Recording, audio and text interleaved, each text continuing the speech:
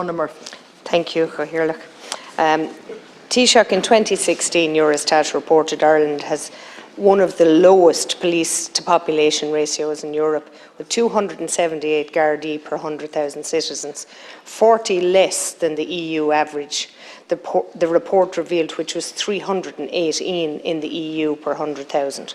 Since these 2016 figures were compiled, in Ireland in 2022 it's reported to have increased its population to 5,100,000 plus in April 22, and yet a recent report based on Garda website figures and FOIs shows that Garda to population ratio figure now to be 240 per 100,000 population, a reduction again of some 38 per 100,000 population.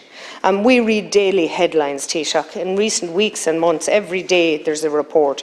42 Garda stations without any full-time officer. Garda morale is at a low as a culture of fear pervades the force. 1 in 3 of the officers who left last year resigned rather than retiring on age, health or other grounds. We used to have a problem in having enough patrol cars. Now we don't have enough Gardaí to drive them. Such headlines we read every day. Now, Taoiseach, there were 450 Gardaí who left the force last year. Your statement yesterday to Deputy MacDonald was that there was enough funding in place for Garda retirements and resignations to be taken care of, but there are only 89 Gardaí in training currently. Now, is your statement as of yesterday accurate? Taoiseach, you've been in government since 2017 as either Taoiseach or Taoiseach, and the decline in numbers is now a crisis. Every town in the country is showing signs of this failing. There's no point in setting up a drugs task force or committees to make recommendations that cannot be implemented because the Gardaí are not available, nor any laws for that matter. This same recruitment and retention crisis exists across many of our government departments, all of which are getting worse, and if money is not the issue, then we need to look at the structure and the management of same. I asked you last week to review the reason that Garda transfers were taking so long, and you were quite flippant in your response. But my information is that Gardaí who are driving 5 hours a day to serve active duty are ready to resign from the force.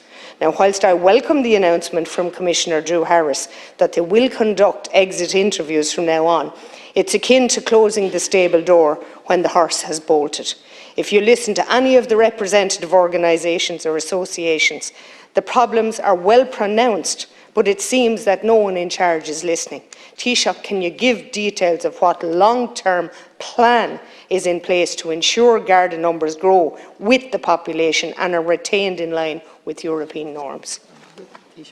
Thanks very much, Deputy. And it is the objective of the government to build safer and stronger communities. And in order to do so, we need more Gardaí. We need to properly train and properly support our Gardaí. And we also need to invest in our defence forces and our court service and prison services as well. And I do appreciate that Gardaí are working very hard, are under a lot of pressure, that their jobs are much more challenging than they would have been in the past for lots of different reasons. And we do need to increase the number of Gardaí that we have. And we allocated in the budget enough money to recruit 1,000 new Gardaí this year. That obviously has to take account of the fact that there will be retirements, as there always is.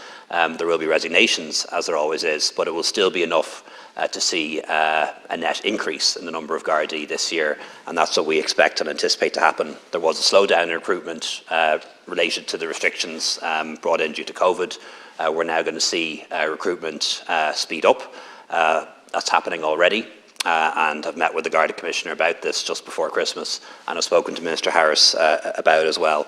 I do think in any comparisons that we make, we have to bear in mind that the Gardaí aren't just sworn officers, there's also Garda staff, and increasingly we have Garda staff that are being employed and are freeing up Gardaí for frontline duties, and that is of particular importance as well. The number of Gardaí in the country fell to about 12,000 back in 2015. That was after a period of austerity and a period of retrenchment. By the end of last year, it had gone up to 14,000. But I appreciate that's in the context of a rising population, and we have to adjust for that, and not just when it suits us, adjust it for all metrics. And our target is to get up to 15,000. In relation to resignations, roughly 100 or so Gardaí resigned last year from the force. That's roughly a 1% resignation rate. We live in a different world than we had 5 or 10 or 15 years ago. It's typical in an organisation now to see resignation rates of 5 or 6%. We have full employment. People are less interested in the job for life.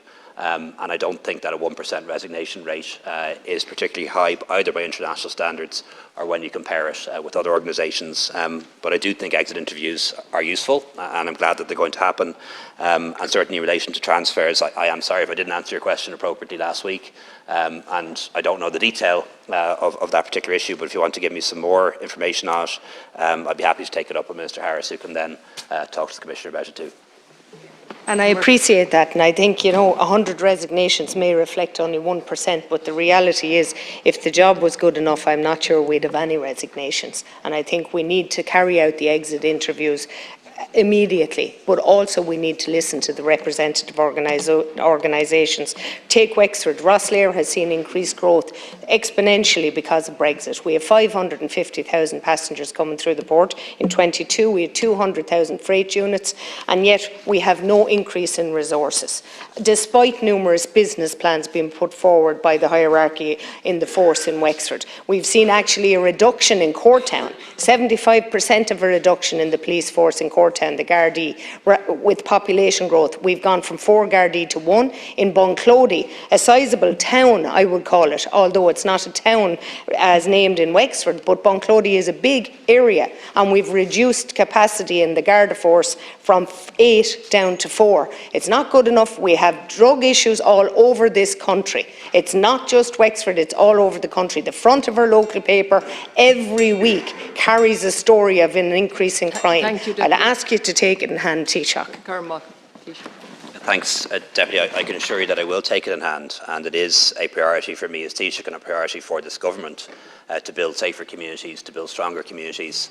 That involves increasing the number of Gardaí. It means investment in our defence force, our court services, our prison services as well, and also dealing with the underlying causes of crime, which are very much linked to poverty and deprivation and other matters too. And we will and are making a priority of this. As I mentioned earlier, 1,000 Gardaí are funding in the budget to recruit 1,000 Gardaí this year, which we believe will be more than enough to cover retirements and resignations. That will lead to a net increase in the number of Gardaí this year as we move towards that target of 15,000. Only this week I'll be having a meeting in particular on the issue of Garda stations, a number of projects that have been held up for far too long in different places in the country, and trying to get movement on them as well.